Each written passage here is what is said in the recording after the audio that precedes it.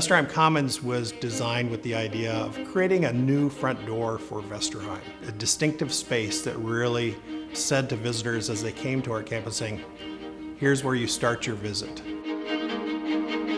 Let me tell you a little bit about how this building was designed. We entered into a relationship with a company called Snøhetta. And Snøhetta is a company who has its roots in Norway. It's a space that also meets a number of needs for us. It creates a public space where we can hold a number of different events, large and small. It has an exhibition gallery like the one we're seated in here today, and also it has a digital production space that allows us to reach out to an audience that's really a global audience now for us.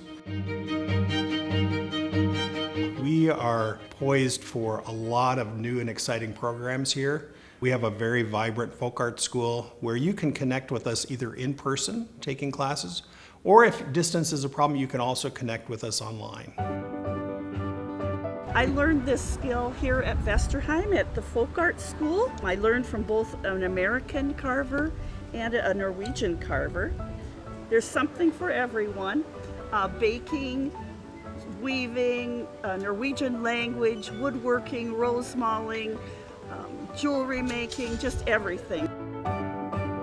Being at Vesterheim has helped me learn about my ancestors, and when I do this weaving, I feel closer and connected to them. That I think is very important. I know where it came from.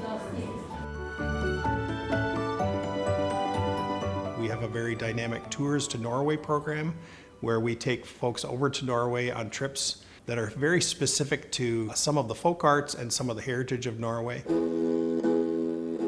I was a Lutheran pastor for over 35 years and retired and started volunteering. And then when I heard that they were looking to hire a Tours to Norway coordinator, I put my application in because I've led 4 tours to Norway before.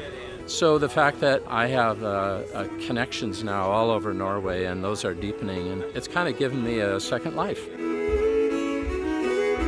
We also have a wide range of dynamic exhibits that happen here at the museum that cover a lot of different topics, and they change quite frequently. So if it's been a number of years since you've been to Vesterheim, I think it's worth making another visit here because it's a lot different than you may have remembered from several years ago. Vesterheim has a very special relationship with Norway's government. I think a highlight of this relationship with the government of Norway that's coming up with our dedication is Norway's foreign minister, as well as Norway's ambassador, coming here to Vesterheim and to Decorah to help to open Vesterheim Commons. I think another part of the immigrant story that's important to remember is, although we focus on the Norwegian immigrant story here, there are threads in our storyline here at Vesterheim that apply to many different immigrant groups.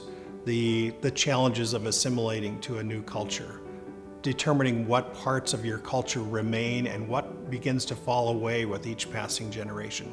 Those are universal stories, whether you come from Norway, whether you come from Zimbabwe, whether you come from Ireland, whether you come from Mexico. Those all are storylines that apply to all of us.